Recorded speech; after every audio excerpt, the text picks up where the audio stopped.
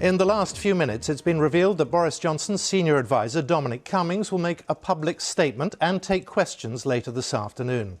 It comes amid growing calls for his resignation over claims he broke the government's own lockdown guidelines. The Prime Minister is holding a cabinet meeting in Downing Street right now. It's scheduled to be looking at further ways of easing the coronavirus lockdown restrictions. But Boris Johnson is facing a revolt from MPs within his own party, as well as criticism from across the political spectrum, following his decision to back his most senior and most trusted aide. Our political correspondent Jessica Parker reports. Good morning, Mr. The questions keep coming. Did you go to Barnard Castle, Mr. Cummings? And can't easily be waved away. Boris Johnson strongly backed his chief aide last night, saying Dominic Cummings had acted legally with integrity. The Prime Minister appearing to consider the matter closed. Very serious allegations have been levelled at Dominic Cummings and his family in terms of them breaking the rules and therefore breaking the law.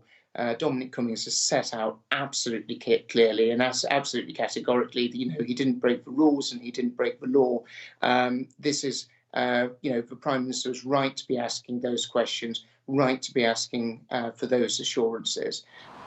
Amid lockdown, Mr Cummings travelled in late March from London to County Durham with his wife, who had COVID symptoms, and their young son, to self-isolate on the family farm in case they needed help with childcare.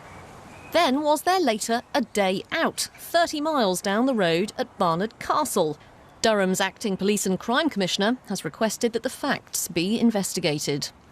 Coming out last night to back his advisor. I think he followed the instincts of every father and every parent, and I do not mark him down for that. But a number of Conservative MPs now want an investigation. Others for Dominic Cummings to go. My inbox is absolutely bloated with white anger, with real fury from constituents from across the political spectrum, from across the different professions and jobs in North Dorset. Absolutely furious. Waiting for developments, it's now understood Mr Cummings will make a public statement later, take questions. But opposition parties have been calling on the Prime Minister to sack him. Boris Johnson is putting his political interest ahead of the public interest, and when trust in a public health message and public health advice is as important as it is right now, the consequences of that could be very serious. Michael Carter from Surrey, staying home for health reasons, didn't get to see his mother before she died and says he feels insulted. It looks as if it's the old boys club looking after each other now. That's what it feels like. And to make rules for the British public to follow and then to break them or to deceive people, which is more so what he's done, is unacceptable. At a virtual meeting today, the Cabinet's looking at the next steps out of lockdown.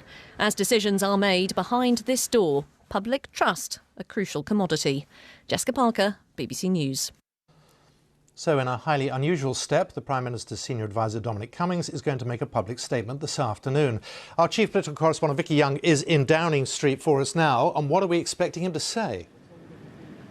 Well, we don't know how he's going to do this. We know it's a public statement and he will also take questions. I think this is a real acknowledgement that things have not been handled well, that what the Prime Minister did yesterday, coming out and defending his advisor, actually might have made things worse. A lot of Conservative MPs concerned that people are questioning the judgment of the Prime Minister by clinging on to his advisor. Now, I think the anger from Conservative MPs, some of them going public, because they in turn are hearing the anger from their constituents that even if Dominic Cummings didn't break the law, he undermined the government's message. He didn't behave in the same way as millions of other people have done. So this feels like a last and potentially very risky and dramatic way of trying to save Dominic Cummings' job.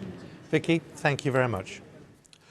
Well, Durham's acting police crime and victims commissioner has written to the force's chief constable calling on officers to establish whether Mr Cummings did breach the law. Our Home Affairs correspondent Daniel Sanford is here with me now. So what happens next? Well, Steve White has asked the Chief Constable, Joe Farrell, to establish the facts so that, as he puts it, the people of Durham can be satisfied that the police force are continuing to do their job independent of government. Clearly, what the force does in terms of the resources